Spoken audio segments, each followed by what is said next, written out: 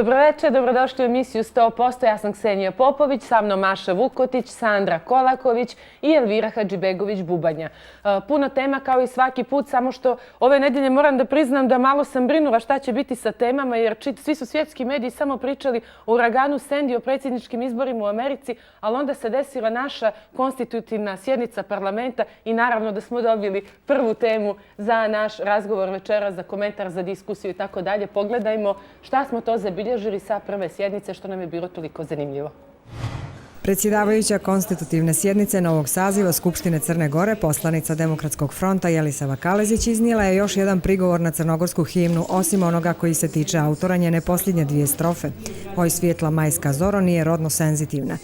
Njena druga strofa počinje sa sinovi smo, dok se kćeri ne pominju. Kalezić je istakla da kao žena ne može to da prihvati, te da ona ne želi da negira ili ponizi državni simbol, nego da saopšti što je to što kod građana izaziva određena raspoloženja koja ne treba zanemariti. Stvarno jedno, ne znam, za mene jedno veliko iznenađenje.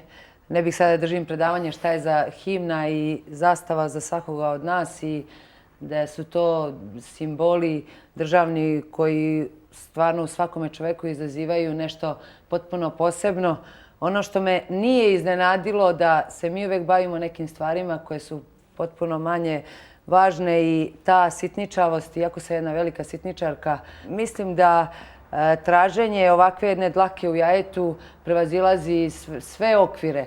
Ono što je meni pomalo i smešno, u svakom trenutku kogod da bi posmatrao našu himnu mogao bi da nađe neravnopravnost. Da li je to rodna neravnopravnost ili nekakva drugčija.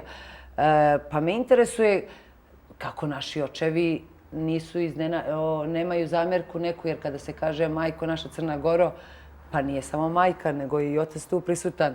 Tako da sve bi to moglo ide u nedogled.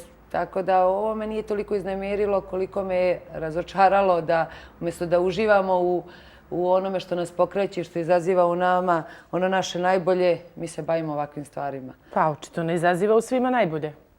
Ali ja mislim da je naša himna toliko uzvišena i sveobuhvatna i tekstom i muzikom da prosto bi svaka promjena narušila tu njenu uzvišenost. I potpuno, Sandra, podržavam i razumijem to što ti kažeš, treba apsolutno da uživamo u toj jačini emocija koja himna izaziva kod nas. Ovo se malo kreće na temu rodno senzitivnog jezika, ali ja stvarno iskreno mislim da u himnoj nema baš nikakve potrebe za bilo kakvu izmjenu ni u tekstu, ni u muzici koju je kompozitor prilagodio takvom tekstu i da je ono za mene stvarno savršeno. Ja bih pohvalila to što su preneli glas naroda. Kako je gospođa rekla, ona je prenela glas naroda, odnosno pravi je poslanik samim tim što je saslušala šta njen narod želi i to prenela. To ne znači da to treba da se usvoji. Prenela je glas naroda, čuli smo da bi većinski narod želio da tu imamo i ćeri naše, ali ne vidim da to nužno mora da se nađe tu. Ono što bih voljela da vidim jeste da Skupština sad u novom sazivu stvarno počne da radi. Čekaj, izvini, u ime kojeg je tog većinskog naroda, gdje je ona ustanovila tu većinu naroda da bi većina htjela da bude rodno senzitivna? Dobro, možda se i ja sad pogrešim. Znam da je rekla da prenosi glas naroda, odnosno ono što su njoj možda njeni pratioci, ako mogu tako da kažem, rekli, jeste da bi želeli da imaju rodnu senzitivnost i u himni. I meni je to okej, znači to želimo. Isto tako može LGBT da želi da se oni nađu u himni. Ne znam ko sve želi da se nađe u himni.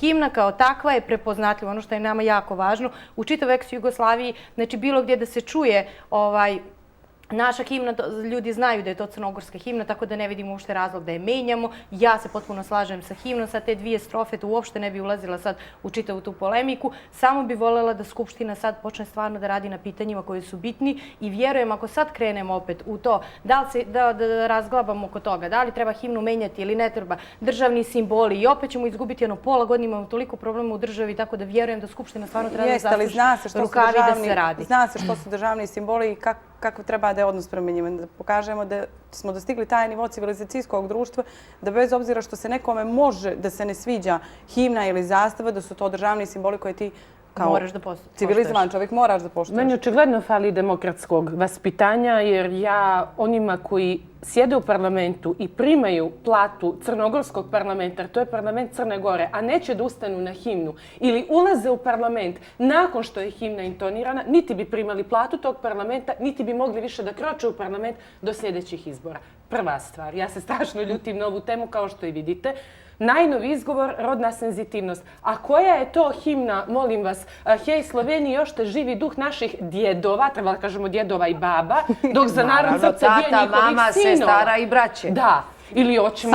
Ili hoćemo da nazovemo stvari njihovim imenom, što ćemo li da pričamo, je li rodno senzitivna himna koju bi Demokratski front volio da čuje u parlamentu Crne Gore. Bože spasi, Bože hrani, srpske zemlje, srpski rod, složi srpsku braću dragu. Znači nisu braće i sestre, ili su sve žene u Srbiji braće, o čemu se radi? Lijepa naša domovina, junačka zemljo mila, naše slave djedovino, zaustavite me jer mogu do sjutra. Znači, mislim, o čemu se radi? Ali samo Ksenija, zamajavanje. Znači, mi imamo toliko stvari na kojima treba da radimo, mi se opet sad zamajavamo i vraćamo nazad. Je li himna rodno senzitivna? Himna je odlična takva kakva je, ajde da uradimo zemlju. Toliko sekiraš, ajde umiremo od smeka. Kako neću da se sekiram? Da je nekome to važno, mi toliko problema imamo oko sebe. I oni počinju konstitutivnu sjednicu, pa znate, ali himna nije rodno senzitivna. Ja gledam, reko, stvarno, svo dužno opoštovanje prema godinama, to je najstarija poslanica u našem parlamentu. O čemu ne bre priča? Ja ne mogu da vjerujem dokle smo mi svima je trebalo par minuta da shvate o čemu ona u stvari priča. Ajde da ispoštujemo žene na svim ostalim nivoima. To da li ćemo biti u himnu ili nećemo, ili nas ima, ili se vidimo ili ne vidimo, nikakav problem nije. Ajde da vidimo više žena u Skupštini, da se stvarno položaj žena poboljša. A ovo mi je samo zamajavanje, onako. Dakle, svi se slažemo da je ovo samo zamajavanje. Da, definitivno.